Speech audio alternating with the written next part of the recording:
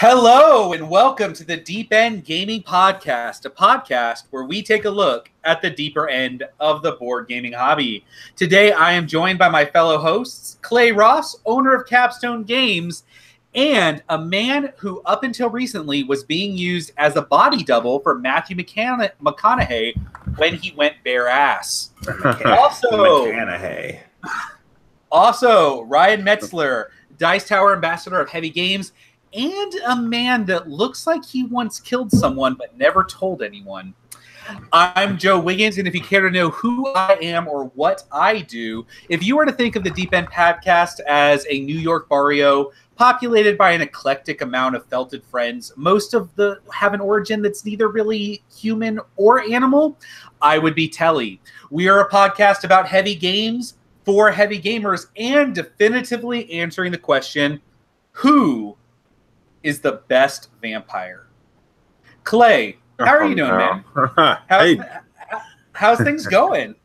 We are cranking away, baby. We have 1 week until GenCon. So, are you in 1 week? Like it'll be full GenCon mode. Oh yeah, that's right. It is Thursday. Oh, see, this is the thing, man. Time is flying by, but we're getting there. This is going to be a busy weekend. Really excited for it. I'm leaving out Tuesday morning to head down to Indy, so it's like I'm counting days, right? Like it's like, oh, it's like right around the corner, right around the corner. Yeah, you guys in your GenCon. Yeah, it's gonna be crazy. Brian is a disgruntled convention goer. Convention not goer. Thank you. Yeah, he is participating in the infamous GenCant. Yes, I am. That's okay though. That's okay. It's our company's meeting out in California. I don't think I could very well say, hey guys, I'm just not going to make it to that whole week team meeting. All right, but we're missing the point. Clay, no, we need to stall. Who is the best vampire? An easy answer anyway. I don't. There's the 19. I think it's 1980s. I can't remember the name. It's like Lost Boys. Yes, that's it. It's definitely Lost Boys. Yeah, that's the movie. That's such a bad movie. Oh my god. So bad. I love that there's just like this like sexy saxophone scene for like 10 seconds. Like at the beginning, they're like walking down the port, and there's just like this guy that's just ripped to hell, oiled up, playing a saxophone, like all sexy in slow motion. And I'm just like, who made that decision? That fits our movie. No. I know, right? I'm like, is that guy a vampire? Is he going to come back? Nope. Nope. It's just a sexy guy playing a saxophone. Saxophone. All right. Ryan, how are you doing, man? Pretty good. Busy. Just busy. All kinds of travel. No times of gaming. So. Well, I'll tell you what, though. You wouldn't be so busy if you were sleeping all day like vampires. Segue. Who's your favorite vampire? Blade. Oh, Blade is classic, man. That's a good one. And I was going to go Blade. Well, now you can have Edward.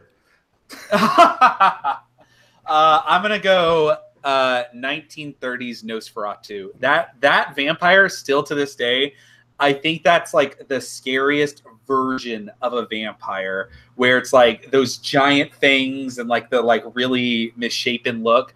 Like that vampire, still to this day, just the image of it, I'm just kind of like, that's creepy. Like that was really good monster design. Like Dracula, whatever. I like that Nosferatu look, you know? I feel you, man. I feel you.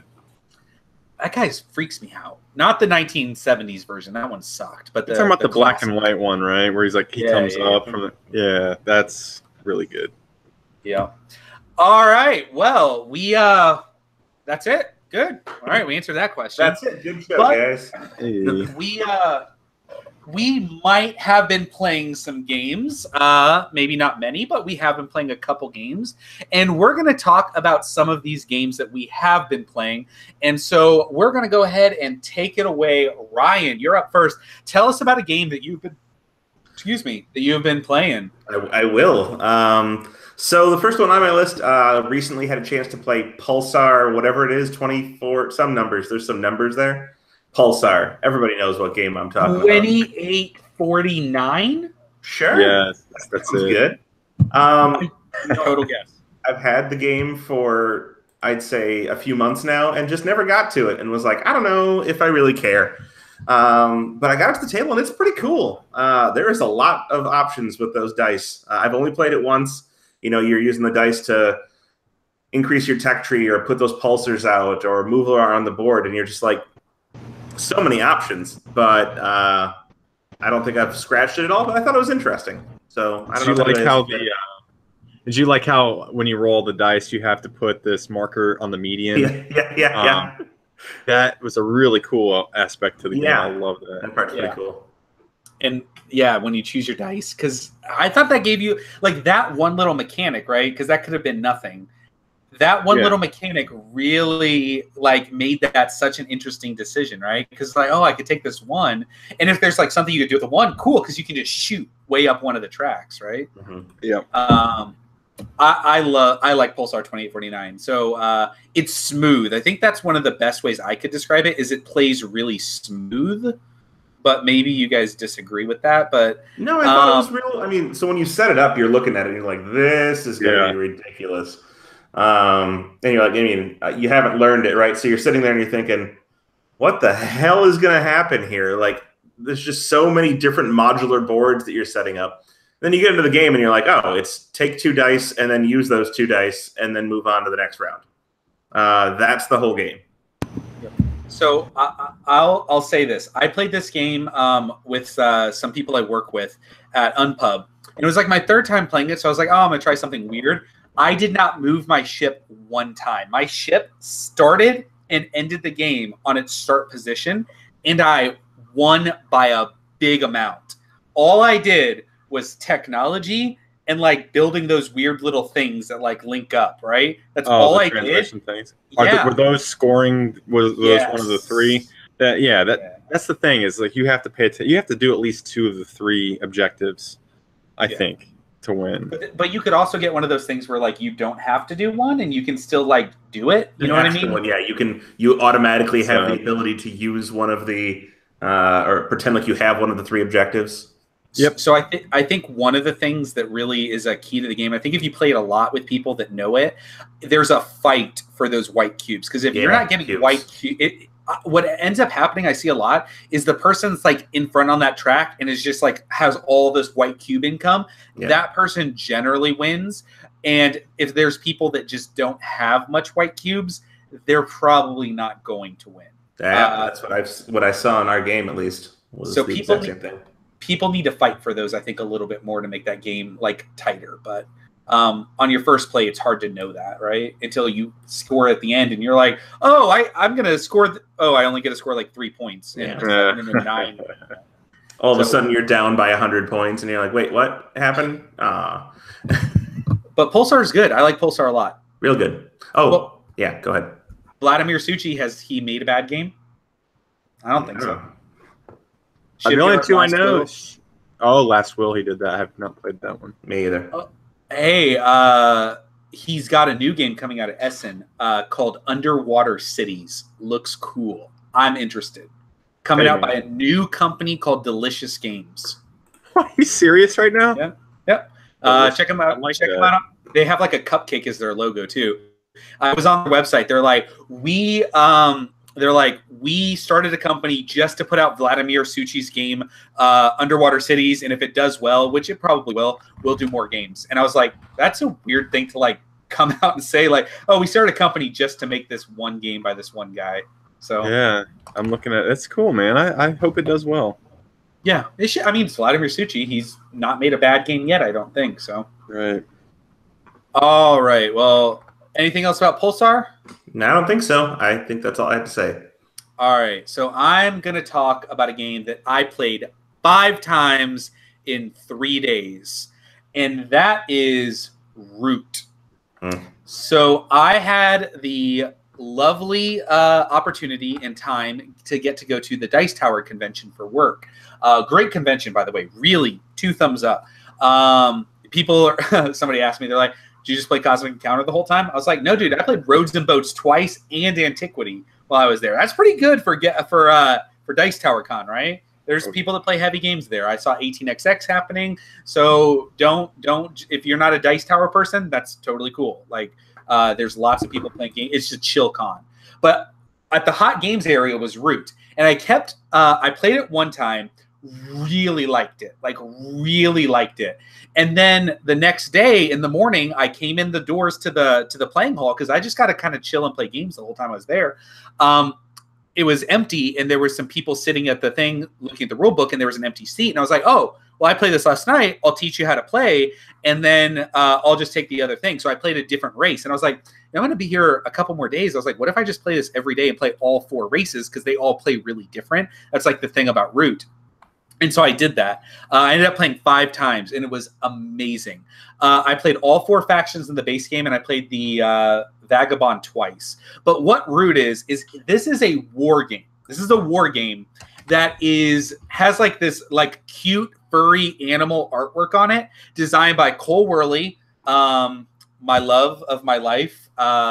It's too bad that we're both married, or else, you know, maybe things could happen there. But Cole Worley I feel like he designs games just for me, right? Because everything he makes just like hits so good with me. But Root is not an exception to that rule. He knocked it out of the park, and I think a lot of people are going to like it. Be warned, though, it's very aggressive. It's in your face. It's attacky. But the coolest thing is, just like how Vast from Leader Games earlier, and you can like or not like Vast. I'm not comparing this to Vast in that way, but the 4 factions play super different. So what I do as the cats, what Ryan does as the birds, and what Clay's doing as the Woodland Alliance, completely different games, completely different objectives, completely different ways that we go about playing it. And I loved it. I thought they were all interesting, very unique. And once you play it, you're like, oh, I want to play those guys. And when you play those guys, you're like, okay, if I'm the birds next time, like I was playing the Woodland Alliance, who I had seen win twice, and I was about to win with them. And I was like, oh, if I play another faction, I know how to stop these guys now after I played with them. And that was really cool. So it's great. I really think it's a great game. I don't think either of you guys have had a chance to play it. No. Nope. It looks like the closest thing I can think of is a coin game, I think, from what it sounds like.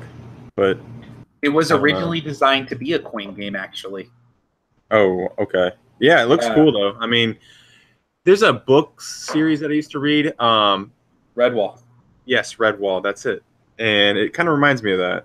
It's pretty cool. That's what everyone's saying, yeah. Yeah, I'm really interested in this one. I had a pledge in for it when it was on Kickstarter.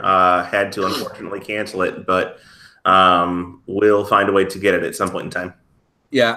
One thing I will say is play it with 4. Don't play it with less than 4, because I think you need all 4 factions to really have the right dynamic in the games, right? If you're just playing it 2-player, I don't think it's going to shine as much as it does at 4, because it's built to have all 4 dynamics playing at once. Like, they made some precautions so that you could play with 2, but in a coin game, you have to play with all 4. So, all right. But that's Root. Definitely look forward to picking it up at GenCon. A lot of people probably backed it at Kickstarter. So hot thumbs up. Definitely pick up Root. Clay, tell us. Me and Ryan have talked about this game a while ago. So tell us about this game and your experience. I'm catching up, guys. I'm catching up to you. Look out. Yeah, so I played Gloomhaven for the first time. And that game is, first of all, sometimes I get an itch for just like doing dungeon crawl. Like I used to play Elder Scrolls a lot, just like the RPG feel. This game, perfect, man, for just implementing it into the board game experience. Holy cow. It's an experience. It tells a great story when you're playing it through the campaign and whatnot. But my wife and I play it 2 players. When we were setting up the first scenario, I was thinking about, because there's 7 different levels that you can do each scenario on, and the rule book's like, oh, try, level 1. It's the normal difficulty, and I'm reading. I'm like, so you just play a couple cards on your turn, and just walk through there and get the stuff that you got to do. I was like, maybe I'll just try it on hard, and yeah. So I was thinking like maybe I can, it's not that bad, and but I didn't do that. I was like, we'll try it on normal, and dude, we barely made it out alive on the first scenario. We played. Oh, I've died on the first scenario twice. So. Yeah, we did the we did the second scenario and just we played that on Sunday and I failed it. But I'm playing the Craghart character, the dude that like he's like a big rock dude. He throws around big boulders and stuff. Does a lot of damage, but he moves really slow. And my wife's the Scoundrel, so she gets all up in there real quick, can poison enemies, run around real quick. It's just so awesome, man. I am blown away by the creativity that Isaac did in that game. It's unbelievable. I love it. Yeah, it's really great. So yeah, I've only gotten to play like 5 or 6 missions, and I had to stop. The group I was with, like, it was fine, but like I just had a baby. It just got real tough real fast, right? Yeah. So I'm looking to pick this up again and like find a dedicated time maybe to like get this going, but we'll see what happens with it. Yeah, do it. I like it 2 players. It's just, I don't know. It plays really well with 2. I feel like the more players, it can get kind of out of hand. That is a good point. All right, Ryan, go ahead. Hit us with another game that you have been playing. Yeah, so I've had a chance. It's currently on Kickstarter, so I guess this is a bit of an advertisement or advertisement. It is Rurik. Give me a second to look it up. I mean, I know who designed it. His name is Stan Kordonsky, but the game is a game about Russian kind of combat / I don't know how to describe it. I'm not good with history, but it's by Peacekeeper Games. Okay. And each player controls some type of Russian leader. This is the one on Kickstarter right now? Yes. Okay. Rurik. Are you familiar with it at all? I know about it. Okay. What do you know about it? Just that it's on Kickstarter right now. All right. So a concept of the game is that you're placing kind of bid discs, not really bid discs, but order discs out on a board to choose actions. And the higher, or when you first place, higher number goes at the top choice of the action in a column. So all of the actions in the column are the same, but the top action is better than the bottom action, and there's gradations down the order. So when you place your first number, it goes at the top. Any number higher than that will go above it and push that action down. Any number lower than it will go underneath it. So essentially, higher numbers get better actions. But when you activate your actions, you activate them lower number first, right? So you have, for example, a 1, a 2, a 3, and a 5. If you play your 5, you're more guaranteed to get the action you want, but you're going to go later. Whereas if you play your 1, you're less likely to get the powerful action, but it's going to be the first thing that you do. And so timing is super critical on like when to play these things and trying to play the other players as to where they're going to place their actions and when. And then, of course, there's still the activation of those actions and the play out on the board of maneuvering forces from one place to another, or doing a variety of different other actions that you can gain points with, building buildings and things. So it's almost as if the timing is almost exactly as important as what you do on the board, and that's interesting to me. So. Sounds like a really cool game. It sounds like interesting. Would you say get it, back it? I would, yeah. I think it's already successful. I'm not sure, but I think it is. But I enjoy it quite a bit. I'm going to continue playing it. Just so happens the designer, comes to my game night, but that's also convenient. So, yeah. So plug away, man. Sorry, Clay doesn't enough, right? 5 more days. 5 more days, apparently. All right, Clay. Anything to add here? Nope. Did his are you muted?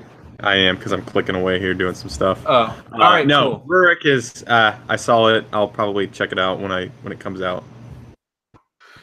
All right. So I'm gonna talk about a game. I'm gonna talk about another game I played at Dice Tower Con, and I played it a couple times since.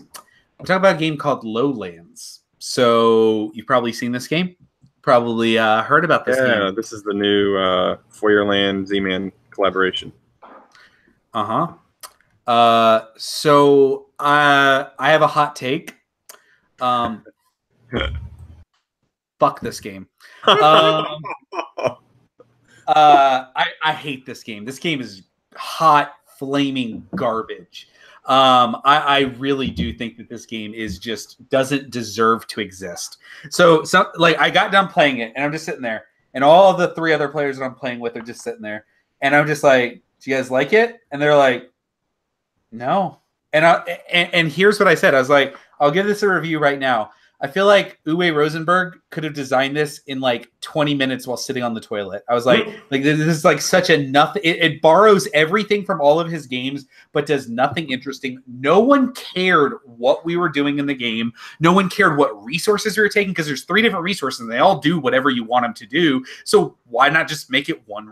It's just so stupid. Oh my goodness. And be like, oh, there's this interesting thing between the sheep and the dikes. And are you going to go sheep and are you going to go do dikes? It's like, okay, well, if some people go hardcore dikes, whoever gets the most sheep's going to win. And if people go hardcore sheep, whoever doesn't lose the most at the end. It's just like, it wasn't interesting enough to make it like worth anything. And see, this is why I hate this game. This is why I just furiously hate this game. And here's the reason. I don't mind if I play a game and it just like what the heck is this? This is like insanity. I don't like it. But this is just boring mediocrity, like nothing original, nothing interesting, no good decisions. It was just boring. It was so boring. I absolutely hate Lowlands because it commits. I would rather play a game I despise but is like weird and interesting than to play such a generic, boring, garbage dumpster fire of a game. I hate Lowlands. You should not play it. You should not buy it. It is junk. It is garbage. Can I step in here real quick? Yeah. I just want to. I know the thing I know about Lowlands is there's this. You have to build a dike, like collaboratively. You have to do it together, so your sheep don't get washed away or drown or whatever. That's the only mechanic I know. It's like a joint operation, but I'm assuming you score your own points. There's flood cards, and you have to build the dike to stop the flood from coming, and then that makes sheep worth more points. But if you let the flood go over, the dikes are worth more points. And so it's like I didn't even like people like, oh, it's really interesting which way you decide to go. I'm like, no, it's not. No, it's not. It's not. Okay. I kind of want to try it now. Is that bad? And here's the thing. You might play it, and it might not be like, oh, this is like, but it's just get done with it and sit there and be like, why does this exist? Ask yourself that question. Be like, why is this even worth playing? Like, why did I waste my time just playing this blah, meh? Ugh. All right, let's move on. I feel like I was that angry in the game once. What was it? There was something I hated. That it was the mind. It was the mind. Or was it North American Rebel? That too. That one. I hated that too. Okay, maybe it's been more than once. Yeah. So anyways, if you like it, that's fine. If you like Lowlands, you're like, oh, I think it's a great game. Fine, that's fine. I hate it. And that's just my opinion. So one man's opinion. Clay, tell us a game that's not Lowlands. And it's not Concordia. Wait. Hold on one second. I need to say one thing. Because there's an important point here to be made. I saw a comment. Okay. So here's one of the things about Lowlands is I posted when one of my friends was like, hey, I just bought Lowlands. Let's play it at game night. And I posted it. I was like, I hate that game. Or I think I posted F that game, right? And they're like, oh, Joe doesn't like a game. Because I'm really critical of games. I'm really hard on them, right? And some people are like, oh, there's good qualities. I'm like, no, forget that game, right? So they're like, oh, and I was like, no, let's play it. Everyone hated it. Everyone hated it as much as I did. And wow. I was just, I felt like justified. I was like, yes. So sorry. Clay, you're up. Oh my gosh, I can't follow that. That's pretty tough to follow. But I played some Essen Hotness from last year. Keeper, the latest in the Keyflower Key series or whatever. This game, for those of you that don't know, you're building your own little farmland, I guess. You're building different buildings, getting a ton of different animals. There's a ton of different resources that can upgrade from like wood to lumber, and then you can also get diamonds and gems and stuff like that. Plethora of resources in this game.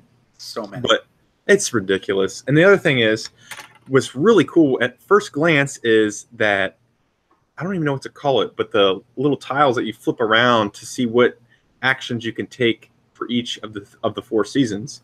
Every player gets boards. Yeah, we'll call them that. Every player gets a flippy board, and you get to put it on whatever side you want it to be on, whatever configuration you want, just as long as it matches the season that you're playing in. it was cool at first, but it was like there's not really a tough decision. It's more gimmicky than anything. It just wasn't. The decision space wasn't there. It didn't really matter. We played a 3-player game, so at the end of the day, we played it. We were really high on it at first, and then just kind of like in the second, the third, and then even in the fourth season, it was just kind of like this is kind of bloated and just clunky, and we just at the end of the day we were just like, let's just play some Keyflower if we're gonna do this. So it just wasn't a keeper for me. Not my favorite. Oh. Do you guys play it at all or anything? I like it a lot more than you do, I think. I thought it was like neat. I felt like it played a lot like a kind of city building game in the way that you were doing stuff. But like you said, just it's too many resources. The board thing is whatever. There's too many resources. There's absolutely way too many resources. I think this is probably the biggest indicator. I like the key games. I try to buy all the key games that come out. And I've had this in my like Cool Stuff Inc. shopping cart for like 2 years since it came out. Well, I guess so probably like a year and a half since it came out, and I've never clicked buy. Never clicked buy. So I keep not like I'm just like I don't even know if I'm gonna play it. Like I just don't know. So, anyways, all right, that's Keeper. That's what Brian, I got. I thought you played this. You didn't play it? Yeah. Oh, sorry. Yeah, I have played Keeper. I got really distracted for a minute. I have played Keeper. You know, it's good. There is a lot going on there. I mean, like you said, there's just so many resources. It's ridiculous. And the game does feel a little samey for me from game to game, even though the tiles vary that come out, and the different buildings you can build may vary a little bit. It's a little samey. I went into it expecting Keyflower, and it's not Keyflower, but the folding boards are kind of interesting. But again, they get a little samey from time to time. So I guess maybe we're on the same page a little bit there. Mm-hmm. All right, go ahead and tell us about your game, Ryan. I want to chime in on this one. This one's good. Welcome to Centerville. Yeah, so this is, if I remember correctly, a Chad Jensen game. Which is what got me interested in it, because he did Dominant Species, and that's a big game that I'm a fan of. Saw this one when it came out, quite a bit after it came out, and decided that I wanted to try it, despite the fact that it's a little bit of a press your luck dice roller in certain aspects. But then, no matter what you roll, it's kind of useful in some way, shape, or form. So you roll some dice, you keep some, set them aside. You're forced to keep some. You roll some more, up to 3 rolls, and you're trying to select these dice to get land or get into a political office or build a building or do whatever the objective may be for you in that action in order to score points. And while it's a relatively light-ish game in terms of mechanisms, there's a lot going on there, and I think it's a really good game, one that I enjoyed quite a bit in my 2 plays of it so far. So. Yeah, it looks cool, man. The graphic design on that is beautiful. Plus, it's Chad Jensen too. So yeah, I mean, that's what did it for me. I went into this game expecting to hate it because it has my number one, like, I hate this mechanism. It has the Yahtzee mechanism, and I do not like it. This might be the best use of Yahtzee mechanism. Like, it's done really well, really well. What would you guys recommend for player count on this game? Any. It doesn't really matter. I played it 3 and 4. I haven't played it 2. I don't know how it plays at 2. I think there's some type of special thing for 2. I mean, I've played, like I said, I played 3 and 4, but I think 2 there might be a special rule. But I don't think it's anything crazy, So. Can I ask you this, Ryan? So I've played it twice as well. Did you like it a lot more on your second play? No, about the same.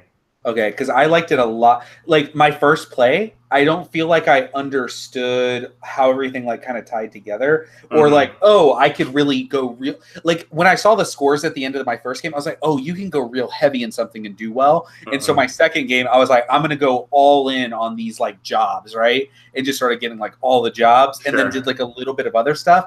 And my first game, I was just trying to, like, do a balanced game, right? Like, oh, get a little bit of this, get a little bit of this, get a little bit of that.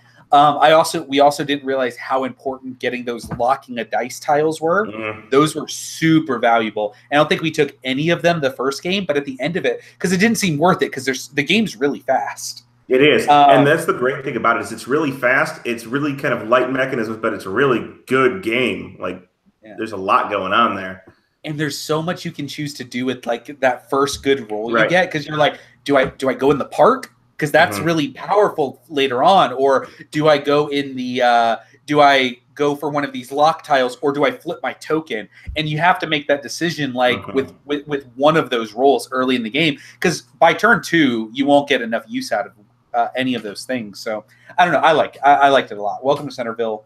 I give it 2 thumbs up. Yeah, it's very good. Okay, all right. Here's one final question on that. Yeah. Just from the dice, and this might be a stretch, but is it kind of like Castles of Burgundy? I mean, do we got a vibe of that? Because there's a bunch of different. Okay. No. Just thinking from the different colors and the different. No, not even a little bit. Not even a little bit. No. Not even kind of. All right. It's a lot like Concordia. Yeah, I will say that. Yeah, there's a river in it. Oh, okay, so we're close. By the way, when Clay said that his third game wasn't Concordia, I had to stop the podcast for a second, because earlier his third game was Concordia. I put Concordia on all of his stuff in the show notes. That's why you saw that. When I upload the show notes, I put Concordia. Oh, is that what happened? Yeah, and then you were posting on it like, "Are you effing kidding me?" And Clay's like deleting it as fast as he can. I have not played Concordia. You didn't play it? I have not played it in a long time. Wow.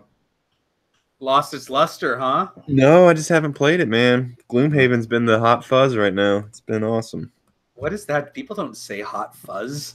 They do if they watched that movie recently. Right. I was like it's the hot fuzz. I'm like, what does that mean? All right. All right. You're so memeable. All right. I played tonight.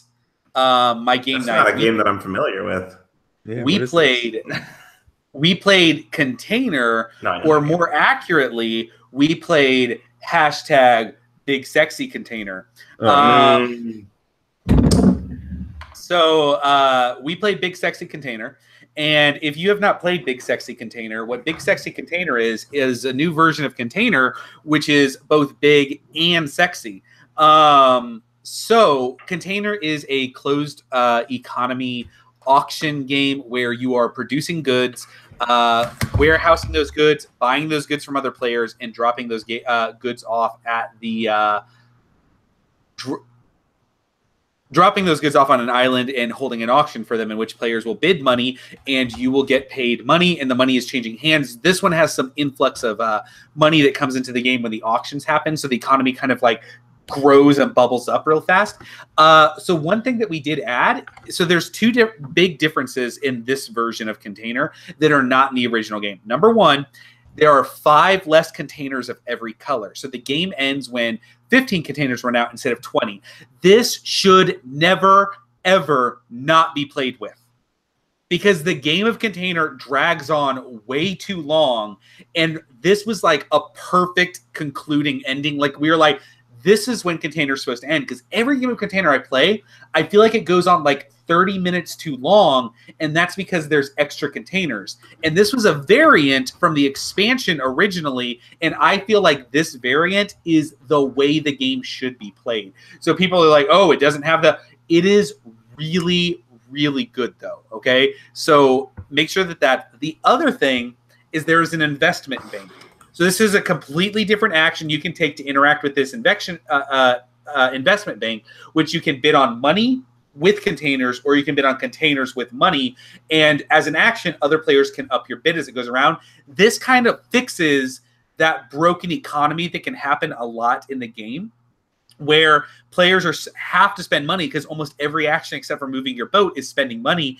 And oftentimes, if the economy just gets a little out of whack, the game can tank. I've played many games of Container where the economy just went whoop because the economy just kind of got messed up. The investment bank gives you a way to kind of like conserve your actions in a different way to like influx a little bit of cash. And I really think that this really kind of helped the game.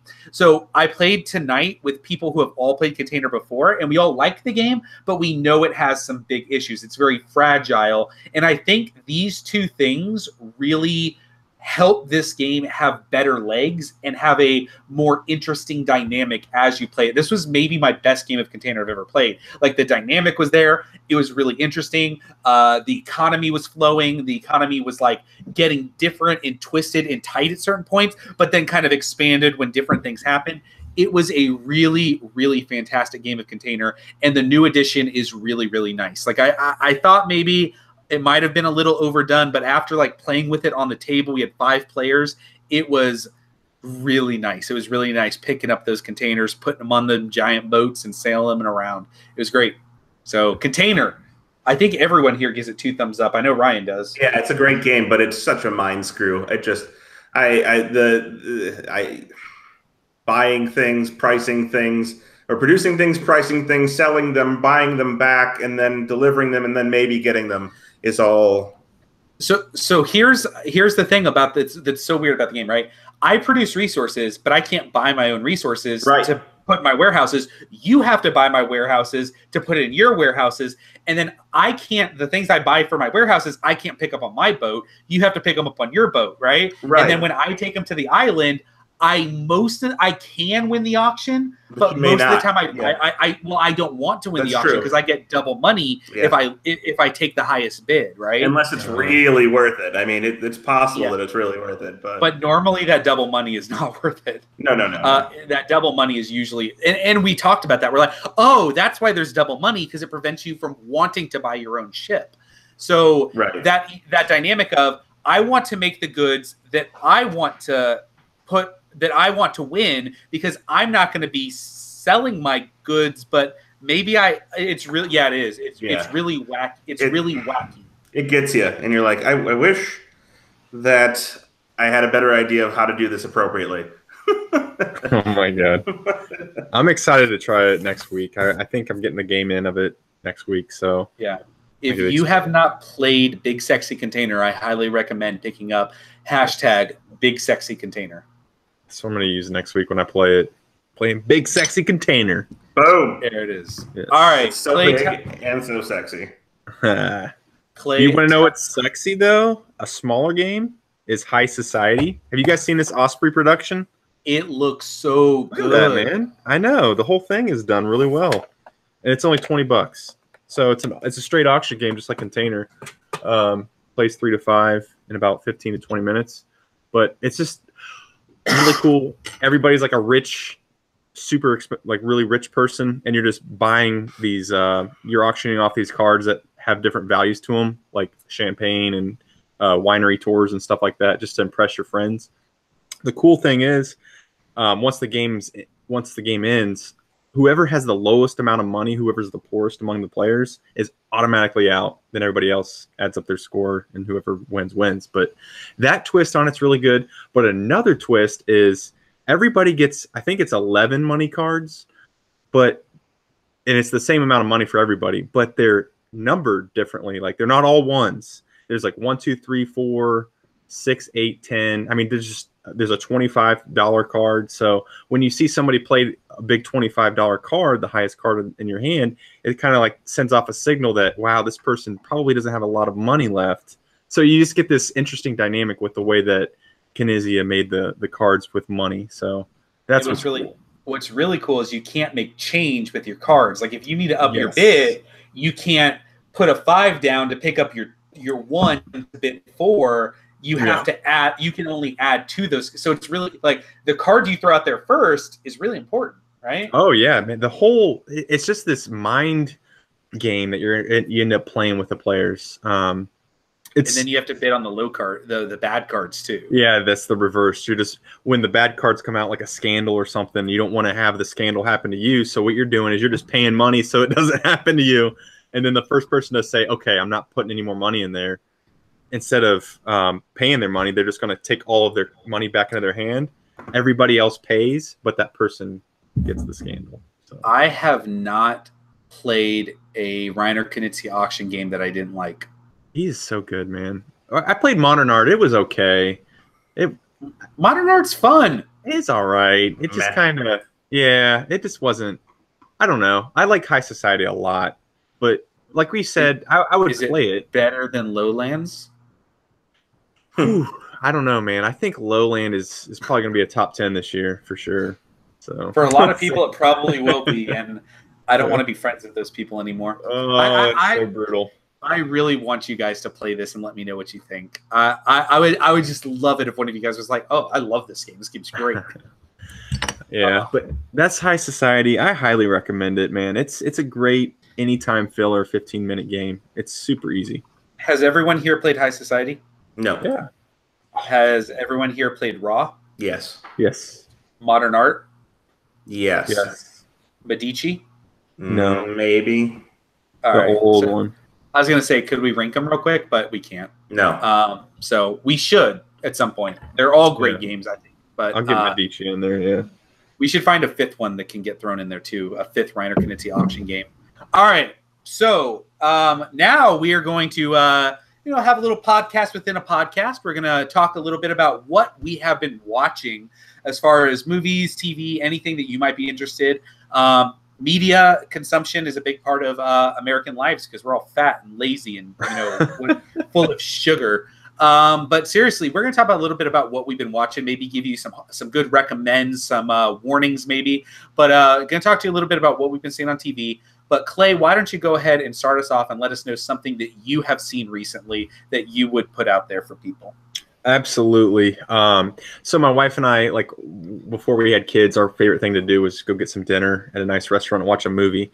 And it's really hard for us to get out there and watch movies now with 2 kids and just doing that kind of thing. So, every weekend we'll try to watch a movie, but we don't see the latest and greatest stuff. This is it's been out for a year and we're finally watching it. So we came across this movie called Unsane, and I had never heard of it before.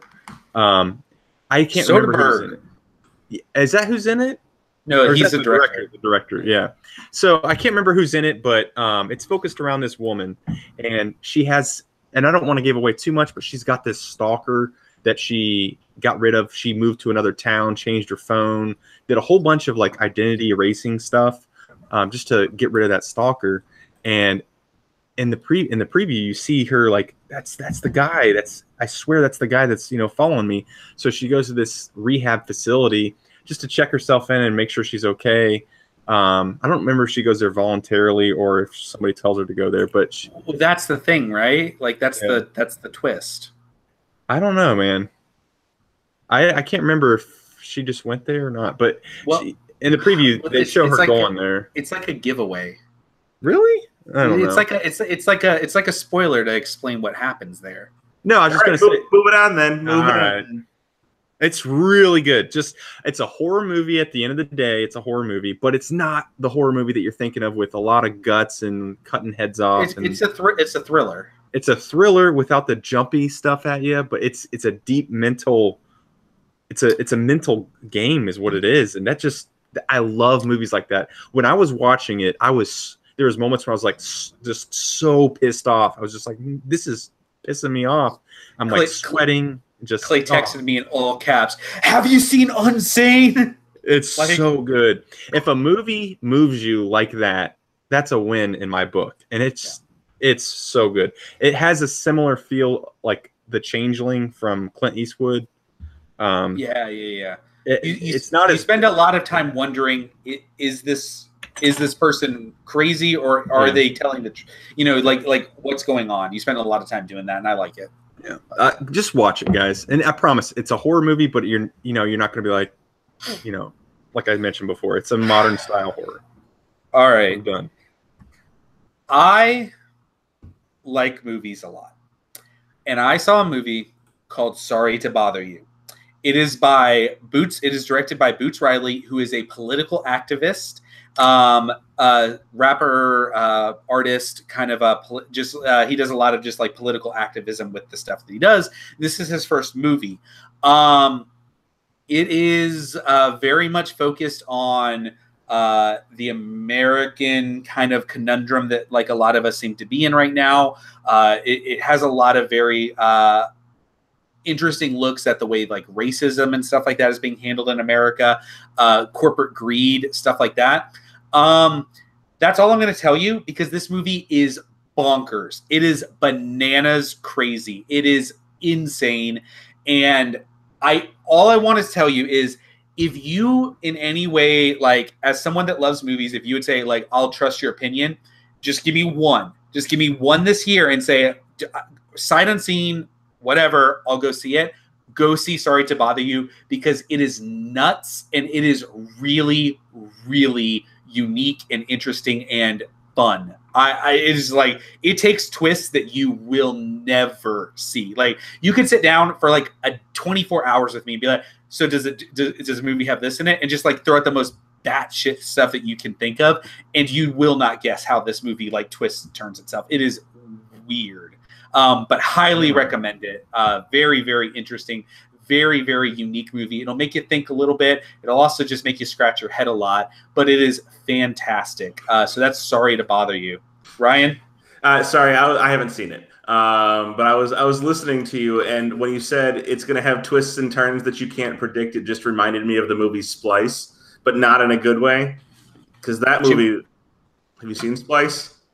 Split or Splice? No, not Split. Splice. No. Don't. I imagine. Oh, I remember when that was in the. Please, God, don't. It's so it's so bad. But hopefully, but the way you described it is very similar, except for then I would have said, but it's terrible. So hopefully your description is a little better than, or in a better way, twisty and turny than Splice. Don't see Splice. All right. Ryan, what you got? What you got? Yeah. So one, did we already discuss? I know you saw it last show, but had I seen what's it called? The horror movie we talked about last time, or you talked about? Hereditary. Hereditary. No, that's right. I have not seen it yet, so don't. Oh. Two things. Well, one thing maybe. You over-exaggerated how scary it is. Not that scary. Not even close. And I'm a big sissy when it comes to movies, so not that scary. Two, the ending was stupid. That's all I have to say about that. So, but did you like it? Yes, I did like the movie. I hated the end of it. It was overhyped for him. Oh my god, it was overhyped. I mean, you killed it a little bit, Joe. No, I still stand by everything I said. The end of that movie is terrible. Terrible.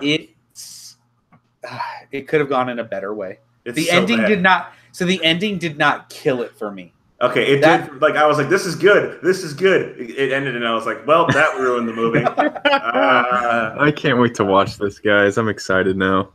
Clay, you got anything else you want to throw out there? I'm looking at Unsane. Hold on, I have another show. Oh, okay, go ahead. Sorry. So I wanted to bring that up. We were gonna go back through. Oh, okay. Clay, anything else you want to talk about? I just want to say Unsane has horrible ratings, like 6.5 out of 10 on IMDb, but Rotten Tomatoes gave it 80%. So you're either going to love it or hate it. So I think that's what that's telling me. Or it's whatever. It's just all right. I saw Equalizer 2. So Equalizer 1 was Denzel Washington shooting Russian is like the nicest guy in the world, who's like shooting Russian mobsters with like nail guns in the head, which is great because Denzel Washington is often the best part of the movies he's in. But Equalizer 2 was a blast because you get to watch Denzel Washington kill more guys in more interesting ways.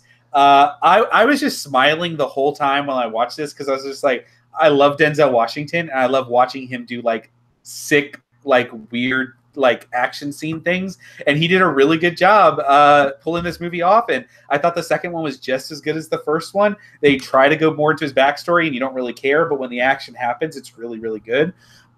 So I give Denzel a thumbs up here. I really like Equalizer 2. So I think it's a fun movie. It's not great. It's not. It's kind of good, but it's fun to watch for sure. But I've heard Mission Impossible 6 is coming out this weekend, and that's supposed to be like the action movie to end all action movies. They're hyping that thing hard. Really? I like Mission Yeah. Impossible. You did a thing about Mission Impossible the other week. You're like ranking them in. You're like, number 1 was the one with Philip Seymour Hoffman, but then I think number 2 was like the one with the doves, and I was like, I know exactly what you're talking about, man. I was just like making them up. I was like Lethal Protocol. I was like, is that a Mission Impossible movie? Maybe, probably, because people are like, oh, I really like number 4, and I'm always like, which one was number 4? Like you can't really separate. You can't separate them in your mind. They're like the same things happen in every time. Yeah. All right. All right. My show. It's my show. So my show was Who is America? I've only seen the first episode, but this is Sacha Baron Cohen's new show. In order to avoid a huge political debate, should we have one, which we wouldn't on this show, but let's, there's other people out there. I won't speak to necessarily exactly what the show targets all of the time. But suffice to say that Sacha Baron Cohen portrays 4 different people on this show. And he is out amongst predominantly celebrities or like government officials, interviewing them. And some of the most ridiculous shit you have ever seen in your life happens. It's sheer insanity. And that's all I have to say about it. Is it's mind-blowing, like what he gets people to say. And that, like, it's not in his traditional style. These are not staged events. Like, these are real things. Do you like how he has just, I don't know what the right word is, but the ability to go up in front of these people of that status and act in a character and ask these questions and get them to, do these things and just have a straight face the whole time? I don't. That's called balls. Yeah. that's what I was saying. That's more of a noun, but okay.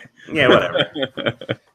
But yeah, man, it's Sacha Baron Cohen. That dude is insane. I mean, it's just crazy. Have you seen episode 2 yet? I have it. I haven't seen it. Oh, so. Dude, it takes episode 1 up a notch. Episode 1 has the crazy gun thing. That's child's play compared. Is episode 1 the same thing that's on YouTube, like the trailer thing on YouTube? Yeah, yes. With the gun. It's a full episode. I watched that. It was really. I'm excited to watch this show now. It's crazy, and the like kindergartens. The kindergartens. We need 4-year-olds with puppy pistol, my friend. Puppy pistol.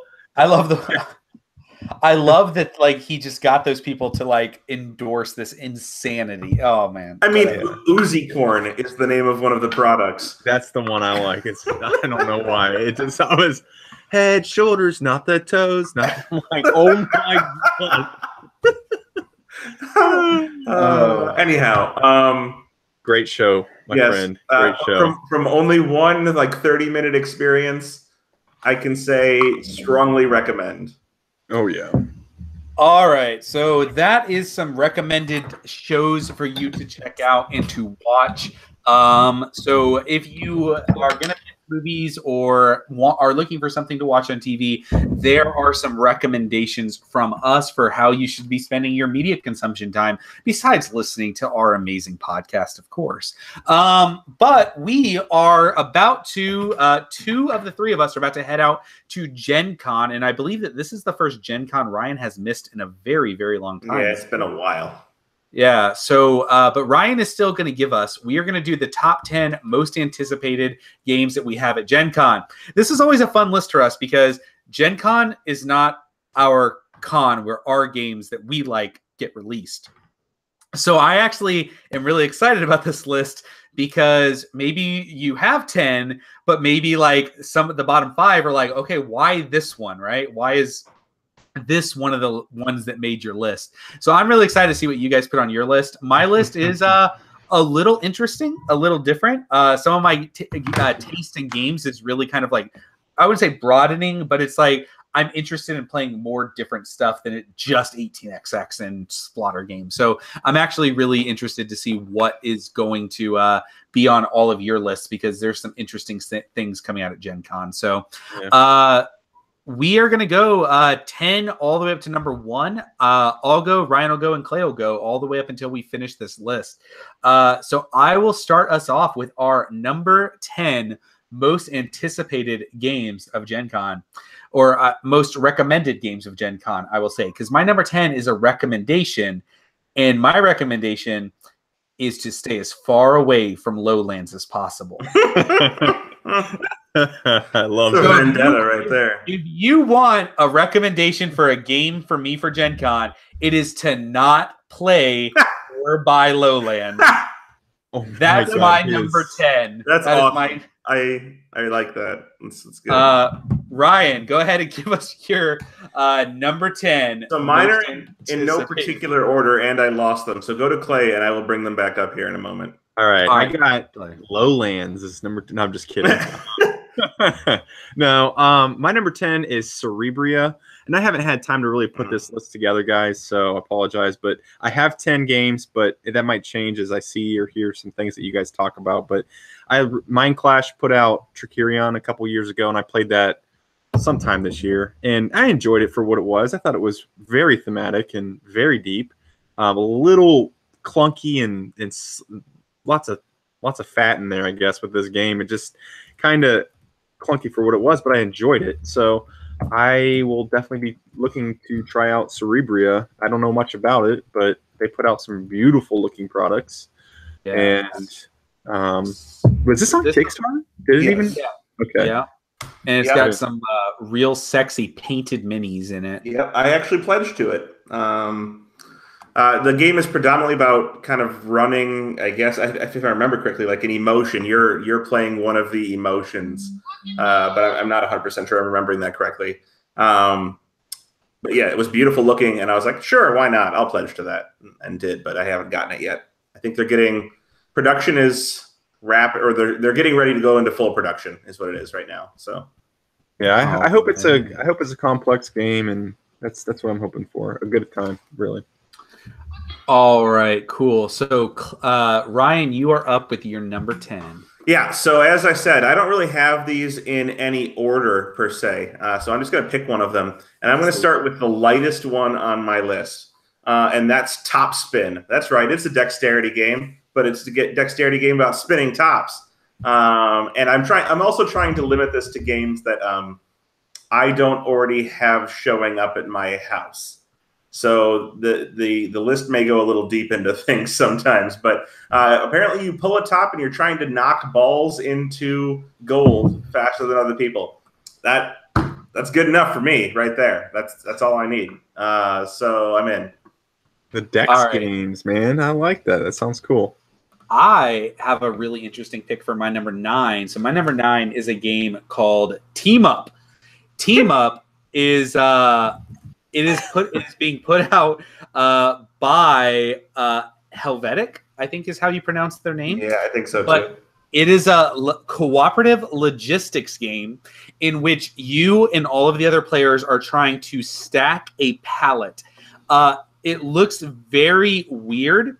And if you know me, like I like Tokyo Highway, like I like that weird vibe of games. Like Tokyo Highway is good. It's a good game. Yeah, I'm like into that kind of thing, and this looks like in that vein. Like it's really weird, it's really funky. Everybody has these different color pieces that you're trying to like stack on this palette together, and like it's just like such a funky looking game.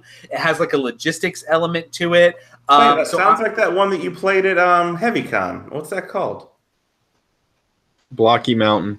No, you just made that up. That's not what it was. I don't know. The furniture one. Oh, Packet Oh. Beers from like 1992. Yeah. Okay, this is not that, but yeah, it does sound like that. But Team Up is check out Team Up. It's a weird looking game, but I'm actually kind of excited about it. I'll be stopping by the Helvetic booth to check it out, and if it's cheap and looks interesting, Yeah, I'll that pick looks it up. good, man. The pictures look awesome on this game. I really am intrigued by it. I didn't even. Where the hell did this come from? Exactly. I got some weird ones on there. All right, I Clay. like that. Okay, All right, guys, Clay. you ready?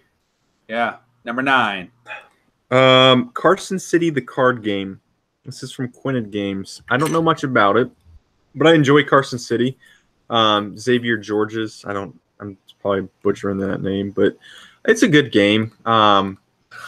This is the card game version of it. That's all I got. So, ringing endorsements. You heard it here first, guys. It looks good. It's good. It's a good looking game, guys. It looks real pretty. Got that card game on there. That's why you guys are listening for the hot takes. These hot takes from us. I had I literally put my list together as we were doing this. All right, Ryan. Give us your number 9, man. Yeah, I'm going to say my number 9 is Rise of Tribes, and I'm not sure really why, except for that it has things that sound like things that I'd be interested in. So, I looked at it. It looks beautiful. It's a tribal game, so you have your own tribe, and you're moving them around with some dice rolling and dice selection things, I think. But other than that, I don't know that much about it. It kicks the right words for me, modular board, variable player powers, area control, and influence. It was on my list for that reason, because I was trying to go deep into this, and that's what I found. All right. So I saw a lot of people playing this at Dice Tower Con. This was being played a lot at Dice Tower Con, so it might be good. I don't know. My number 8 is a game that is number 1 coming out from Cool Mini or Not. Number 2, it's a roll and write. And this is Railroad Inc. Oh, yes. I saw that and then didn't add it to my list like an idiot. Yeah, so Railroad Inc. is a roll and write. And the more I look at it, I'm like, man, this looks cool. And I played a game called Metro X. I think you can buy it at the Board Game Geek store. And it's like a metro station train roll and write. And it burned my brain at Dice Tower Con. I played it with a group of people that are like heavy cardboard fans, and we sat down and played it. And I was like, man, this is insane. I didn't know roll and writes could actually do this to me. I thought they were just like you flip a card and draw something. But this is another train game, roll and write kind of thing. There's 2 versions. There's a red version, which has lava and meteors, and then there's a blue version, which has rivers and lakes, whatever. But Cool Mini or Not picked them out. They're going to have very few copies at GenCon, so I probably won't pick them up there. But they look neat. I'd get them and play them and see if they're any good. I mean, they look interesting enough to try, and I think they're like $15. So it's not like you're going to lose your house if you don't like them. So. Fair enough. I remember hearing about that. Yeah, that's my number 8. And Clay, you are up with your number 8. So segue to the another roll and write or flip and write. I pre-ordered Welcome To because everybody would not stop talking about it. So that was on my list, but I took it off. Yeah, see, I'm putting stuff on here that I have. Welcome To, and there's another one on here. But yeah, Welcome To looks cool. Just like a flip and write, I guess. I don't know much. You're just building a city or something like that, and looks pretty. I actually read a review. I'm kind of like, maybe I'm not going to like this because I heard it's a lot of multiplayer solitaire, like 100% multiplayer solitaire. So we'll see how it goes. Nice. All right, Ryan, you're up. Yeah. Let's pick another one here. I'm going to pick Wendake this time. Does anybody know anything about this one? I know that there's a copy in my basement right now. I know that. But I haven't played it. But again, I think I read that it was supposed to be kind of on the heavier side of things, or, whatever you want to call heavier. But from some perspectives, the heavier side of things. And that it was, again, area control, area movement, things like that, variable player powers. So just like my last statement, same thing for this one. It hits all the right words. All right. So we're going to go into my number 7. And this is another. I got some weird ones on here, guys, but I'm actually excited. So this is called Cryptid, and it's coming out from Osprey Games, and it has gorgeous Kwanchai art on it. So he's the guy that did the artwork for Capital Lux and for the new edition of Catacombs. I love his art style. It's so good. But this is a deduction game where everyone's trying to track down like a Loch Ness monster or like a Bigfoot or something like that. And so you have these like books of clues, and there's an app, and it's like a deduction game where you're trying to you're trying to be the first one to get enough clues to find out where this monster is located. So it has like a kind of a Tobago-esque like thing around it, and I really enjoy that style of play, like trying to figure out like a deduction element to it. And this one looks like it's really interesting and really unique. So I'm actually really excited to play it. The theme's really cool. The art's really nice. So I can't recommend it, but it looks worth checking out. So this is Cryptid from Osprey Games. So you know it's going to be pretty. But that is my number 7. Clay, what is your number 7? That game sounds good, man. I'm like, I need to check this out. My number 7 is City of the Big Shoulders. You cannot buy it. It's a demo, but Raymond Chandler III is the designer. This is like 18xx meets Euro, meets Arkwright. It's got a lot of that into it. So we played a lot of. We didn't play it, but we got a run through of the prototype like 2, maybe 3 years ago, and I've heard it's come a long way. I just haven't had a chance to really sit down and play with him because he's been doing a lot of these demo sessions at conventions and working it and stuff like that. So schedules don't really align, but someday I'll get a chance to play it. I've heard really good things from a lot of people, and if you like that heavier, crunchier, economic style game, this is something you got to check out. I think it's very unique from what I'm hearing. So I'm excited to hopefully someday check it out. All right, Ryan, you're up. I'm up. Yes. So this is another one that I stumbled across because I hadn't prepared for GenCon because, well, I'm not going. But I stumbled across it, and the name caught me, and the name is Raccoon Tycoon. And then I started looking at it, and like there's animals in it, and I love animals. I hate people, but I love animals. And so I was looking at it, and I was like, oh, it's auction and bidding and some set collection. Sure, why not? And when you start looking at it, I mean, it's got some funky art. It's got animals dressed up as people.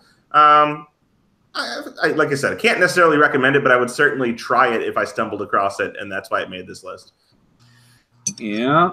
All right. Well, my number 6 is a card game coming out from Lookout Games, designed by Matt Riddle and Ben Pinchback, or Ridback as they're also known.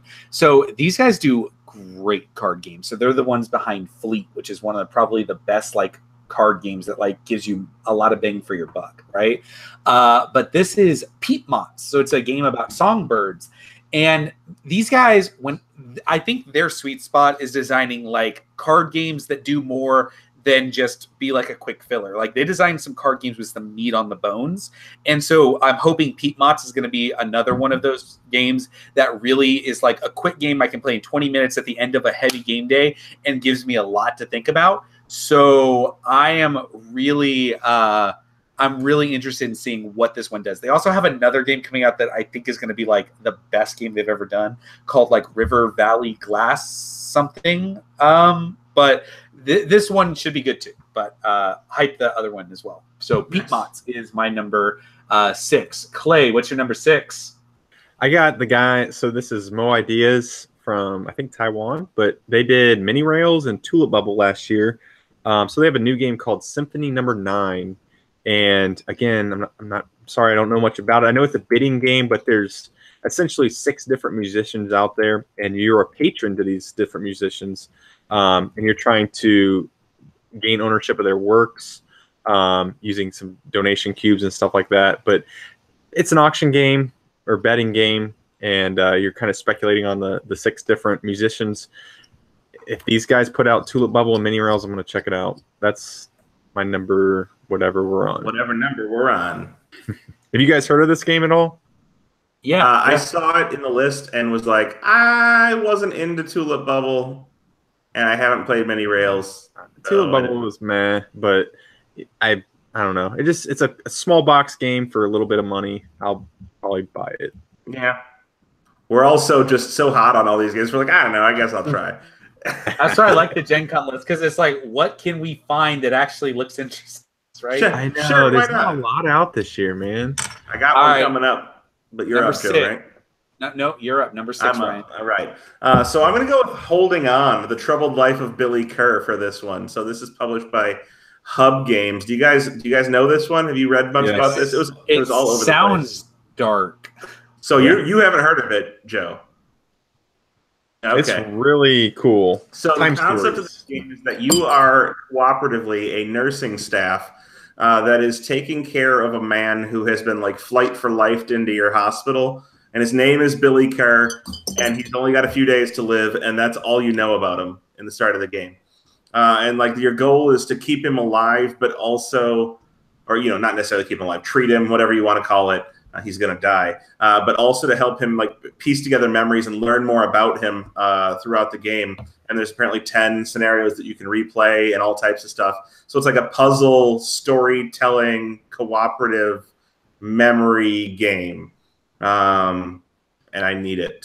It looks cool, man. It does. I just don't know what you're trying to do. It's like, hey, let's keep you alive. Tell me your story, man. It's like the idea, though, right? Then you can die after you tell us what happened. Right. That's it. But I do want to try it. It looks cool. The whole concept of it just seems, I need to play it. Yeah. I'd be down. All right. So my number 5 is going to be another like weird choice for me. My number 5 is a little card game called Illusion. So if you have never played, if you don't know what this game is, basically you flip a card. It's either going to be red, blue, yellow, or green, right? It's blue. like it's right. So it's what you're looking for. Then you're going to flip 2 cards off of a different deck. And it's going to have these really crazy pictures on it, right? So it might be like a kaleidoscope, like really whatever, or like big giant circles or something. But all the colors are either blue, red, yellow, or green in different amounts. And you have to timeline-wise say, okay, this card has more blue and this card has less blue. And then the next person goes, they flip a card, they either put it, and they have to decide, does this have more blue than this one? And so they like timeline, they have to decide where in the line it fits. And then as you kind of go through, eventually if someone puts a card down, you can go, BS, no, that's not right. And then you flip over all the cards on the back, it shows you how much of a percentage of the card is actually blue. And red and green and yellow. And you have to like, and if you're right, you get a point. And if you're wrong, if you called out the other guy and he was right, then you don't get a point.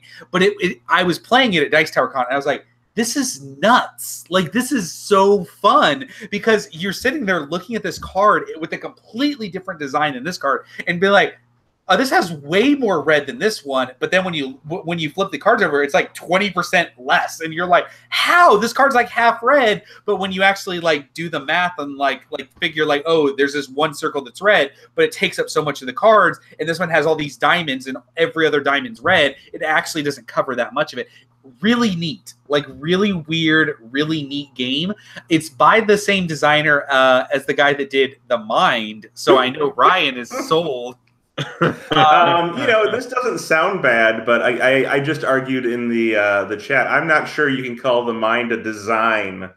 So here, basically, it's timeline with colors. That's what Illusion is. It's timeline with colors, which sounds like the stupidest thing ever. Which color came first, blue or red? But so did The Mind sounded really stupid when you would try to describe it. Be like, oh, you silently count to 100 with your friends, and it's like the most fun in the world. That is quite accurate, except for the most fun part. You silently count to 100 with your friends. All right, my number 5 is Illusion. What is your number 5, Clay? You know what's better than Illusion? Is Lowlands. I'm going to tell you that right now. Have you played it? Have you played it? Yes, it's not. Yeah. It's so much fun. It's fun. This is so mean, but I got to tell it. We were at HeavyCon, and it was late at night, and I can't remember who brought out Illusion, and Uli's sitting there across from me, and it's like a group of 6 people. You can play this with as many people as you want, and Uli's like, this game, no, I will not play this. He just would not play it, man. We just ended up packing it up, but it's just not that good of a game. I don't know. Anyway. It sounds an awful lot like The Mind now again. It was funny. I think it's really, really, really fun. Yeah. I had a blast with it. Me and Tim Cole, I was trying to teach Tim Coles from Cleveland, and he was like, "Yeah, you can just put that back in the box now." No, you guys don't know how to have fun with games. Yeah, well, that's not sure. That must be it. You guys are just sour pusses. All right, what's your number 5, Clay? This is one I don't know much about, but we talked about them before. So Yellow and Yangtze. Yeah, that was on my list, and I took it off. You have all of the stuff that I cut off my list on your list. Oh, good, because I don't. You can help me with this one, Ryan. This is help me out here because I know it's Kinesia. It's like the spiritual successor or sequel to Tigris and Euphrates. Oh, is it really? Okay, yeah, that's all I know about it. I read that one line and was like, I'll pass. Tigris is so good. There's an app for it, and I love playing the app. The last time I played it was like 7 years ago, and I just remember that we played a 3-player game. I got out into a lead, and then I just got shit stomped into oblivion for getting out into the lead. Oh my god! They just cut you back. They just cut me off, and there's nothing you can do about it. I mean, you're done. Well, now I really need to check this out. I read that one line and was like, okay, and then I left it. You're like, this could be like a little bit more refined design of it then. Maybe. We'll see. I don't know. Yeah. I'm definitely excited now. All right. So Yellow and Yahtzee? Yellow Yahtzee. Yellow Yahtzee. Ryan? Yep. I'm going to put... I got to put that one higher up. I'm going to go ahead and say that I have City of the Big Shoulders on mine as well. Probably right about at this level. I'm trying to order them as we go. So I'm going to put City of the Big Shoulders right there. That's where it falls for me. And I've been interested in it for several cons now and still never got to it. It should be launching on Kickstarter very soon after GenCon. But if you play it at GenCon, demo it, it will have final wooden components. So we've got the wooden samples started for that game a little bit early. But yeah, it looks so good. So my number 4, I put Founders of Gloomhaven. Yep. So Founders of Gloomhaven looks really interesting. It is a logistics game. I really hope that the millions of people that are playing Gloomhaven aren't like another Gloomhaven expansion or something, right? And it's not Gloomhaven. It just has Gloomhaven theme. There's no Gloomhaven in this, right? This is a straight up Euro logistics game, like resource management logistics. I think it looks like a blast. I played some early prototypes of this and did some development work on it with Isaac. And it was a very interesting game. I'm really, really excited to play the final product and see what, still remains. Because there were some things I was like hot and cold on about it. But I know Isaac wouldn't put out a game if it was just terrible. So, wow, this is coming out way worse than what I meant it to be. It looks really cool. It looks unique. I'm really excited to play it and see what the final version is. Founders of Gloomhaven. Clay, what's your number 4? I want to note that would have been on my list, but I didn't allow me to put things that I had already paid for on my list. I have not ordered this. I have it coming from Quartermaster who shipped it the slowest possible way. Yeah, they're like, we shipped it. It'll be there in a month and a half. And you're like, what the days. Hell? What is this? We're walking it there from Florida. Yeah, it's ridiculous. Like they did that with Van Ryder's book series. I got the shipping notice. They sent it freaking media mail. It's going to be here in like 15 days. Yeah, it's going to beat to hell too. I mean, by like carrier pigeon. Yeah, it's like it's actually an ant colony. They just carry it the whole way. And it's just a row of ants carrying it, and they just kind of like break off. Exactly. These people at Quartermaster need to get their shit together because Brass is there. Whoa! I'm dead serious, man. They have so much. They have a backlog that's ridiculous, and they need to get their stuff figured out. I just got to say that. Let's talk about my number 4. Joe's like, nope. Yeah, I'm like, I ain't saying nothing in that world. Sorry. All right.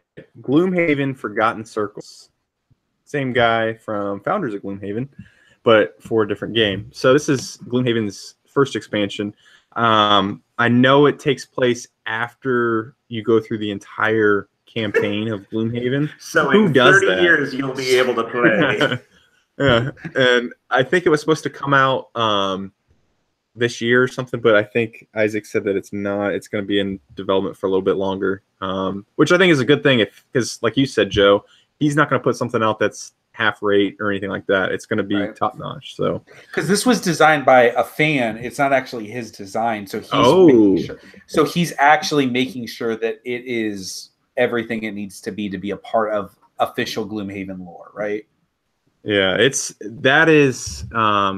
I don't know much about it, man, but I really like Gloomhaven, man. That is a freaking fun game. Are you backing some play mats on Kickstarter? I did, yes. You're all in. Yeah, so my wife, you know, when she doesn't play a game for a while, you have to like kind of remind her, like, hey, this is what this means and that. So this is a way to just, you know, just jump through all that and just boom, the playmat has it all there for you, so you can kind of, you know, intuitively figure it out. So, yeah. All right, Ryan, you are up with your number 4. Yeah, I think at number 4, I'm going to put Coimbra. So this is a release from What's Your Game that I think has been out for a little while now, but not in the States. This is Plan B. Oh, you're right. It's Plan B. You are correct. My mistake, or Eggert Spiel. That's who I was after. But you know, just a Portuguese design. It looks cool. That's enough for me right there. That's what I know about it. I actually have purposely not tried to play this because I'm like, every time I look at it on the table, I was like, oh, this looks like just any Euro game. like sure. Just like it looks like it looks like Euro game the game, right? So anyways, I'm sorry, not trying to trash every game, but also I'll be in Portugal in January, so that makes me excited to want to try that game. All right. My number 3 is hashtag Big Sexy Brass. Also would have been on my list, but already paid for. So Brass is a super. It's a pretty complex, but I would say pretty opaque game. It is not like a. It is not like a. Like an easy going Euro. Like it's a really tough game to understand and to wrap your mind around it. And I am really, because it looks beautiful, but I'm really curious how many of the $1.5 million people that this thing raised, how many of these people are going to get it and just not want to play Brass? Because Brass it's still Brass, right? They didn't make it like baby Brass. It's still Brass. Brass is one of my top 5 games of all time. And possibly the only game that I consider myself good at, like actually good at. And I don't know what it is about it, but that punishing bastard of a game just clicks with me. And I get it.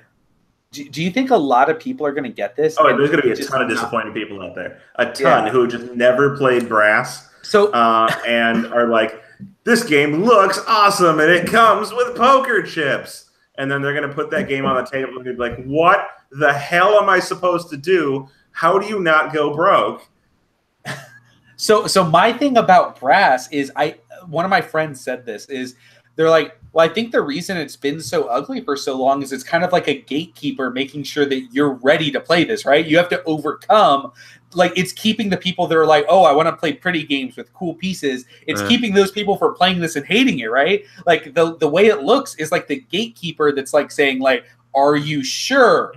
Yeah. Please be sure. And now that's gone, right? Now this looks like a big sexy Brass, right? And so all these people are going to be like, ooh, I want to play. And they're going to play it. And they're going to be like, what? Especially the first time that they go through like the first phase of the game and they think they're set up. And then it comes to the switch from canals to rails. And all of a sudden they're like, holy shit, I forgot about the second half of the game. And the fact that things do not transfer the way you want them to unless you have planned for it. Yeah. Oh, my God. I'm so excited now, guys. This is the #1 game I want to play at Gen Con next week. It is a phenomenal. Well, Brass is a phenomenal game, and the production looks amazing. So it does for sure. So Big Sexy Brass is my #3. What about you, Clay? My #3 is from Rio Grande, and I've heard some things about it. How they kind of messed up on the size of some components, and it delayed it a little bit. It was supposed to be available at Origins. I don't know if it's even going to be available at Gen Con. They have it as demo only right now, but this is Northern Pacific. This is Tom Russell's Winsome reprint from Rio Grande, and this was my first Winsome game I played. I don't know, 4 or 5 years ago, and it's a lot. It's just quick. It's a 20-minute game. You're speculating the route of the rail from some state in the Midwest to the Pacific Ocean. It doesn't Nebraska matter. Is it Nebraska? It's you're just going from like I think it's Northern Pacific. I think it's Minnesota, Duluth, or something like that. That's reasonable. To the Pacific. Yeah, you go from there to the Pacific. Minnesota to the Pacific Northwest. You are correct. Yeah, but you're speculating where this rail is going to go, where this rail line is going to go. So you have some cubes that you can place on different cities in that geographical region, but there's more than one way for that train route to go. And as a turn, you can either speculate or you can drive the train track to go a certain way. If it goes through your town that you selected, then you're going to get some benefit for it. So it's a quick 20-minute game, but it's just a fun experience. I'm excited for it. Cool. All right, Ryan, what's your #3?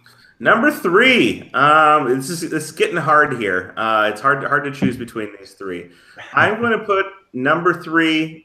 I'm going to put Blitz Bowl. So this is one of my guilty pleasures. Yeah, that's right. So one of my, or maybe probably my only Ameritrash guilty pleasure is Blood Bowl. I love that game. It's awesome. It is the worst experience ever most of the time, but for some reason, it's still keeps coming back. You still come back to it. You roll those dice and you're like, I set this up perfect. There's almost no chance I can fail. And then you're like, fail. And you're like, it's cool. I planned for this. I've got to re-roll. And you re-roll it and you're like, fail harder. And you're like, motherfucker, this game is a bastard. And so now you can do that in an hour instead of 2 hours. And that's Blitzball. All right. So that's funny that you mentioned that because my #2 is by FunWiz Games, Sports Dice, football. What's Sports Dice Football? So you might think, Joe, why did you... No, just kidding. It's not that. I was like... Oh, you scared me, bro. My #2 is a game by Mo Ideas or Maui Ideas Games, and it is Symphony number 9, or Love Potion number 9. That one was potentially on my list, but I didn't want to read enough about it to make it be on my list. So Mo Ideas, of course, did Mini Rails, which I had significant problems with last year, and Tulip Bubble, which I thought, while interesting, was terrible. Why was it bad, Joe? I'm just kidding. No, I thought it was broken and really just like random at the end. But we did this before. I would rather play it over Lowlands. I will tell you that right now. Anyways, what about the Mind? Where would you put it in that ranking? Oh, no, Mind is way better. Mine's great. But here's the thing, right? So I was thinking about this. This is really high on my list. Why? Because this company is trying to do cool stuff. They're trying to make cool shit. And I want to support cool shit because we need more cool shit. We get too many Lowlands coming out that I want Symphony number 9. I have a question. It might be a ball of flaming fire. It might just like be like not good. But you know what? At least they tried something and didn't make a bland, generic, boring sheet game. I have a question though. How many times do you support the company that's trying to do cool things and failing? I don't know. I get on board with a lot of these companies. That's like when I hooked up with Clay, because when Clay first got started, Clay was doing. I'm still failing. No, but Clay was putting out Arkwright, which I was like, oh, I love Arkwright. I had the Spielworks edition. I was like he's putting out real weird, interesting games and stuff like that. That's how I became friends with Jordan Draper, because I was like, he sold out really stuff. Right. So I'll hook up with Mo Ideas and see let's see what their weird stuff is doing, right? Let's see what's happening with Symphony Number 9 and see if it's going to be any good. Clay, show me some Mo Ideas. Clay, what's your number 2? We talked about Brass. This is definitely, I've been waiting for this game for a long time, and someday it's going to be here. It's going to be fulfilled some freaking day. When Hashtag Big Sexy Brass. Yeah, it's been in freaking Florida for like a week, man. Like, ship it out. So we'll see what happens. Bastards. Anyway, Brass is my number 2 for sure. Hey, Gavin, Clay's calling you out, right? I am not calling Gavin out. I'm calling Gavin out. No, Gavin's got his shit together. This guy knows what he's doing. All right, so that's number 2, and also Capstone has beef with Roxley. No, I don't. Ryan has beef with him. Yes, I my like number Roxley. 2. My number 2 is Root, and I don't think I need to go into much more than that. It's Root. Okay. My number 1 is actually a really interesting pick. It's Root. No, I'm not gonna say it like that. It's Root. Root looks cool. The expansion will be out. I'm really excited to play with the expansion because I played with all the base game races now. But Root it's gonna be man. There's so many good games coming out this year. Clay, are you gonna have Pipeline out this year? Probably not. If you think about the logistics and everything. I said we weren't going to mention it, Joe, and you went and ruined it. Did we say we weren't going to mention it? I said it wasn't going to be mentioned. Where did Pipeline even come from? Because Tim is here and he wanted to talk about it. So yeah. No, okay. So we'll talk about that in a second. So Root is probably going to be my game of the year, but there's a couple of really good games coming out this year, so we'll see how it stays. But it is amazing. It's fantastic. I really, really like Root. It's the best game I've played this year. Slightly better than Lowlands. Clay, what is your number 1? My number 1, right there, baby. The Estates. I cannot wait to see this on the table with people for the first time and demo it because it's so mean and it just doesn't look mean at all. Oh, it's going to be a blast, man. That is going to be so much fun. So nice. I like that Joe and I left the Estates off of our lists. Assholes, appreciate it. I'm just kidding. Just kidding. I actually didn't put games for demo. I put all my games are for sale. Nice. Good for you. I did not do that. Okay. My last one, that's where we're at. Is that correct? Yeah, this is it. My last one is not at all heavy, but it's something I need to have. It's called Detective. Sports Dice Football. Detective, a modern crime board game. I don't know if either of you saw this in looking through the list, but this is essentially Sherlock Holmes Consulting Detective modernized with an online clue database. So you have a mystery that you're trying to solve. You can track down leads and evidence and things like that by going into an actual online database and looking up the leads and the information.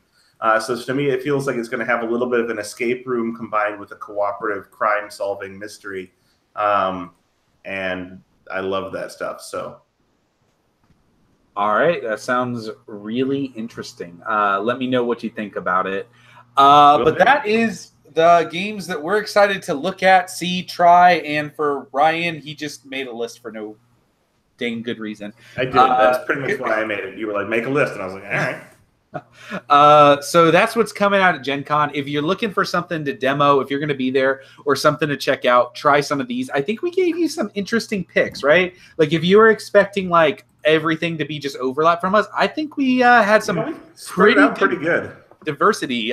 We got some I would definitely say like Cryptid and Team Up. Those are some interesting picks for me.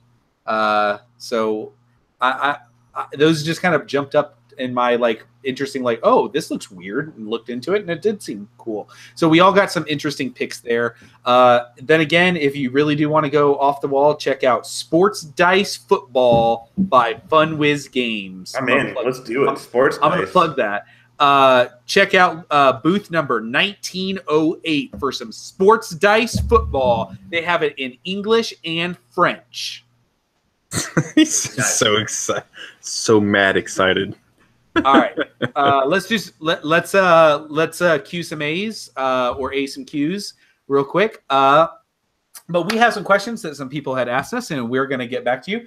But do you guys ever experience being so much in the industry, having gaming fatigue, where you don't feel like playing games very often, or you just really feel a little bit bored with all the games that are coming out? And how do you handle gaming fatigue? This is a really interesting question. Actually, Ryan, I'm gonna bat this one over to you before we all take a swing at it, because I feel like you, as someone that used to review games and used to have to play games so much, you might experience this a bit more than me and Clay.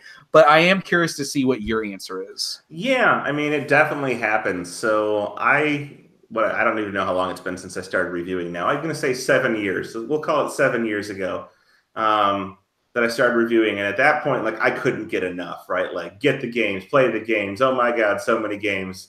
And, you know, that lasted for a few years. And then all of a sudden it was like, I'm flooded in games. There's so many games. And it becomes a point of, there's a fine balance between not enough games and too many games. And if you go over that edge, you go really over that edge. So like at one point I just shut down. I'm like, I didn't play games. I didn't buy games. I stopped all review copies of games from coming. I donated ones that I already had. Like, I was done. And what I found was you got to play games that you want to play. You can't constantly be playing games that you have to play. And that's the ticket for me there. If I have to play it, I'm not going to want to do it unless I keep that, you know, having to play it as a very small fraction of my total game playing. How do I deal with it? I stop playing games if I don't want to play games. If I don't feel like playing games, then I don't play them. And eventually I will find myself coming back around to playing them. That's pretty much how I handle that. Yeah. I will say real quick in the chat, Camarian, I'm sorry if I'm butchering your name. But yeah, I think when most of us say Brass, we're interested in both of them, not Brass Birmingham and the reprint, not just the reprint. So we're probably including both versions in when we say Brass. Yeah, definitely looping it in. I mean, I'm very excited about the reprint, but I'm also stoked to see what they've done on the other side. So. Yeah. All right, Clay, what about you? And by the way, if you're listening on your podcast, we usually post on Twitter when we're going to do this live. It's usually like the day of that we'll post it. But definitely come hang out in the chat. We're pretty interactive on this. And so if you want to listen to it live and listen to all of this stuff happening, I mean, we really don't edit, or what you're hearing right now is exactly what you hear live. So Clay, except Ryan prays at the end of the live podcast if you're right. So he closes us out in prayer because Ryan loves Jesus. That's me. Clay, can you tell us a little bit, have you experienced gaming fatigue at all as a publisher? I actually did last year. After all the conventions at the end of PAX Unplugged, the last show of the year, I was just like, whew, that was like running through a gauntlet, man. And I just wanted to just chill out for about 2 weeks and just kind of stepped away. Gave it some space, and like Ryan mentioned, just naturally come back to it, and you just get that excitement again to play and experience games and just go through that whole thing again. So honestly, the best thing to do is just step away from it for a couple weeks. 1 or 2 weeks, I think, is what you'll need, and you'll get that itch to come back, and then it's all good, baby. All right. So one thing I will say is, as somebody that is in the industry, and basically my job is just talking about board games nonstop and looking at Kickstarter and looking at BGG. Like, I do that for a living pretty much. The one thing I will say is I have not experienced burnout when it comes to playing games, but the last thing I want to do in my free time is like talk about games, right? even sometimes I will say it's hard for me to get like the it's hard for me to get excited about doing the podcast because like the last like I actually do it because I just enjoy hanging out with these guys and having a good time. But like I just don't enjoy just like, oh, let me just get on BGG and get really into this thread talking about this game or like arguing about this mechanic or whatever. Or like I basically like gotten off of social media when it comes to talking about board games all the time. Like I used to post like every game that I played on Facebook and like people would comment on it and I talk about whatever. And I'm like, I have no interest in doing that in my free time. And so that's one of the things I've experienced it with. If you want to play games, I'm all about playing games.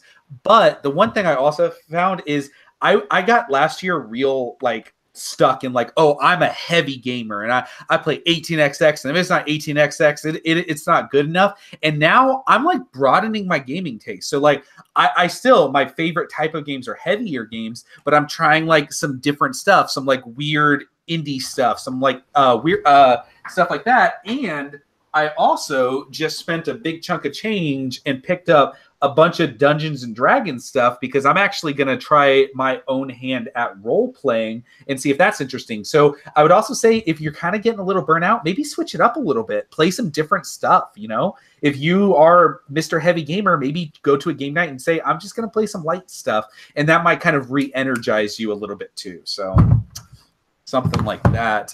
So that's gaming fatigue. And we have another question here. Hey, I have a game that's been sitting on my shelf forever. It's High Frontier by Phil Eklund. Do you guys have any games that you own but are never intending to play? I know High Frontier is a really long game and really complicated, and I'm probably never going to read the rule book, but I know that I'll never get rid of this game. Do you guys have any games on your shelf that you know you're not going to play, but you are actually, but you have anyway? Yeah, I'll go first if you guys don't mind. Yeah, go for it, man. Last year we did the gaming resolution. What are you gonna play this year? What's your gaming resolution? And mine was, I bought Urban Sprawl like at my first GenCon for like $20, and I was like, I'm gonna play this game. It's Chad Jensen. He did Dominant Species, Combat Commander.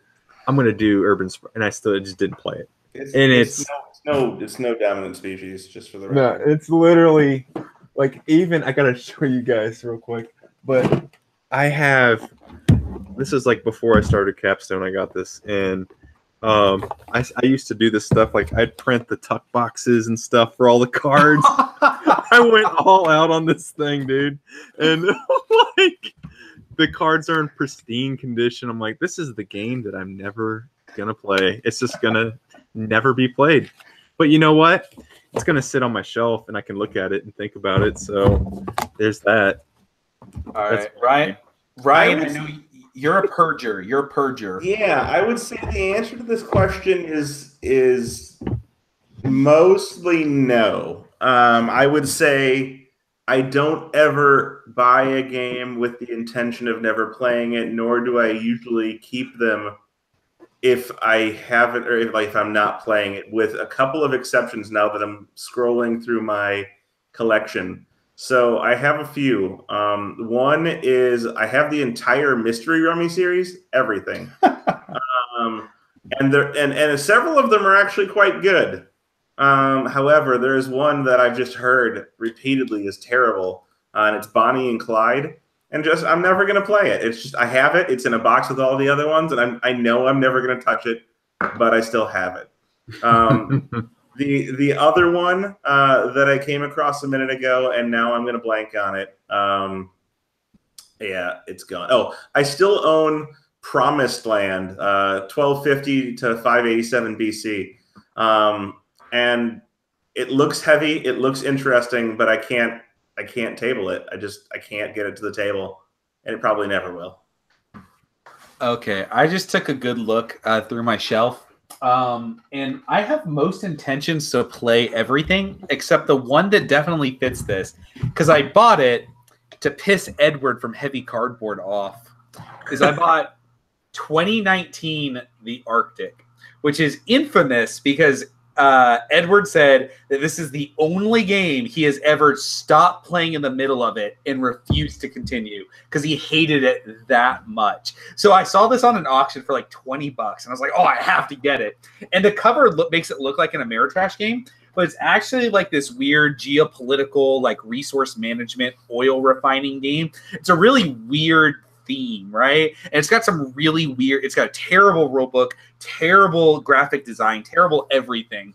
But I have no intention to like, oh, I've got, like every time I see it, I'm never like, oh, I've got to play 2019 Arctic. I own it just because it kind of pisses somebody that I know off. But I'm really excited that I do have it because if I ever get the opportunity, one time someone ever comes over and like, oh, I'll teach you how to play that a bit, sure. But I have no intention of pulling this off the shelf and learning it in the next couple of years. Man. So I didn't even know that. Yeah, this is I'm kind of proud of owning this because I'm like, this is just like I've heard just a garbage game, but I bought it just so I can like take pictures of it at times and like troll them about this game. So that'd be funny. Nice. So that's my answer to that. But if you guys have any games that you own but don't have any intention of playing, tweet at us with the hashtag never gonna give you up. All right. So we'll use that hashtag. But this has been the Deep End Podcast. We are a podcast about heavy games. You can reach out to us on Twitter. We're all on Twitter. We're all pretty active on Twitter as well. Don't join our guild on BGG. Please don't ask us to join our Slack channel. There's a Facebook page. Don't ask us anything on there because we're not going to respond to you. If you want to send us really long emails about Jesus, please send them to our Gmail at thedeependgames@gmail.com. Have we gotten any recently? No. But if you want to just talk to us about Jesus, definitely reach out to our Gmail. But if you just want to talk to us about anything else, Twitter's the place.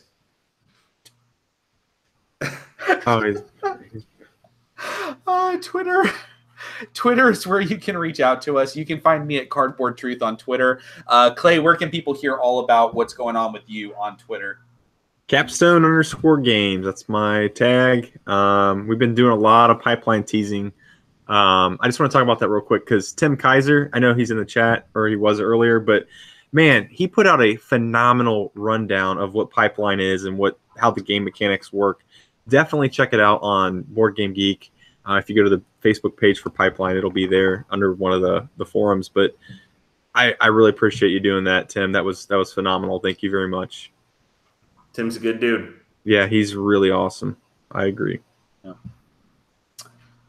All right. And Ryan, where can people reach out to you and find out all about your amazing things that you're up to? All of the travel for work. That's what they could find out about. You can find me on Twitter at Slacker, SLAQR. And hopefully there should be some new Dice Tower reviews out from me sometime here in the near future. So keep your eyes open for those. All right. So that has been the Deep End Podcast. We're going to finish a little bit early tonight. But seriously, reach out to us, interact with us. I'm doing movie reviews and tweets these days because I'm just doing it. So definitely reach out to us if you want to talk about movies, you want to talk about anything, especially if you want to talk to Ryan about Jesus because Ryan wants to hear that shit. So all right. much. All right, Ryan, can you close us out in prayer?